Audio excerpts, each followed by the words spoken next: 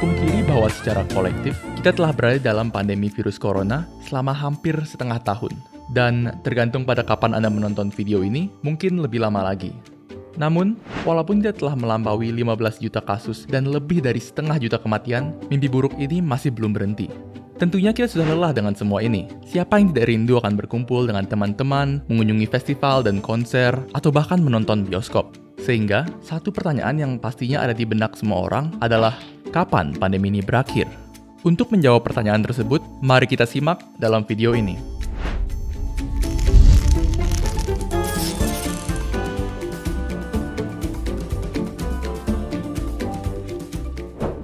Sebelum kita menjawab pertanyaan kapan pandemi berakhir, kita harus pertama-tama mengetahui apa artinya akhir dari pandemi.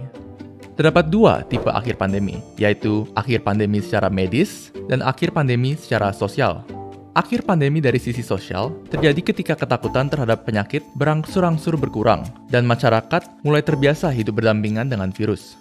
Hal ini menyebabkan kemungkinan terjadinya akhir pandemi secara sosial sebelum angka kasus dan kematian mendukung berakhirnya pandemi secara medis. Seperti contohnya, apa yang terjadi di berbagai negara bagian Amerika Serikat. Begitu pula sebaliknya, di mana pandemi secara sosial tidak berakhir, walaupun secara medis pandemi tersebut bahkan tidak pernah bermulai.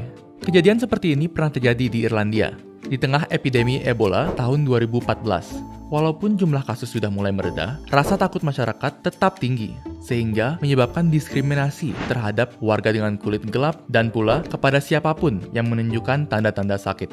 Bagaimana dengan akhir pandemi dari sisi medis? Menurut Profesor Tom Coe, pandemi dapat dikatakan berakhir jika kasus infeksi virus yang ditemukan hanya sedikit dan hanya terbatas pada lokasi tertentu. Yang dapat kita lihat terjadi di Indonesia adalah berakhirnya pandemi secara sosial sebelum pandemi berakhir secara medis. Hal ini diperburuk dengan diterapkannya penggunaan zona hijau, kuning, lalu merah, sehingga seolah-olah zona hijau dianggap aman.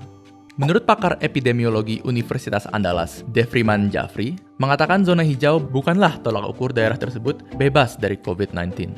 Sehingga ini menciptakan kelengahan pada masyarakat dengan menganggap zona tersebut aman dan berpotensi menjadi sumber gelombang penyebaran berikutnya.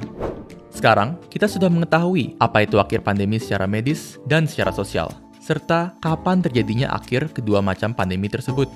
Namun, kembali lagi ke pertanyaan terbesar, yaitu kapan pandemi ini berakhir? Tentu saja, hal tersebut akan tergantung pada kebijakan pemerintah dan kerjasama dari masyarakat. Pandemi dapat berakhir lebih cepat atau lebih lambat, tergantung pada seberapa baiknya kinerja pemerintah dan masyarakat. Terlepas dari kapan pandemi berakhir, perlu diingat juga bahwa sifat masyarakat terhadap pandemi harus berdasarkan data konkret. Tanpa mengacu pada data, melainkan kepada perasaan subjektif, masyarakat dapat menciptakan situasi di mana kelompok-kelompok tertentu dikucilkan tanpa berdasarkan fakta yang jelas. Atau, lebih parah lagi, pandemi diperpanjang berulang kali. Yang perlu kita semua ingat adalah virus corona tidak peduli dengan keviralannya. Walaupun masyarakat bertingkah seolah-olah tidak ada yang perlu ditakutkan, virus corona akan tetap menyebar dan akan tetap mengambil nyawa. Maka, ada baiknya kita mendengarkan dan melaksanakan himbauan dari tenaga medis serta saling mengingatkan sesama untuk menjaga kesehatan. Sekian untuk video kali ini.